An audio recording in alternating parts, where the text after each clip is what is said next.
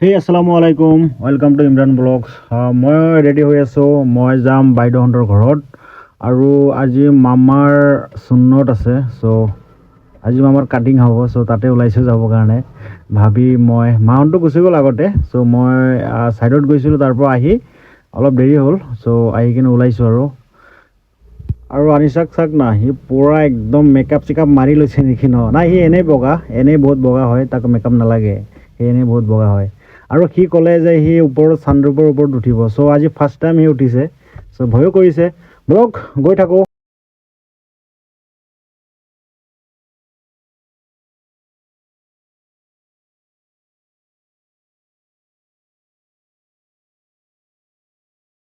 Finally মই বাইদেউহঁতৰ ঘৰ আহি পাই গ'লোঁ আৰু চাওঁ ব'লক মামাৰ অৱস্থা। মামা শুই আছে। মামাক অলৰেডি কাটিং কৰি দিছে। মই অহাই মোৰ দেৰি হৈছে অলপ।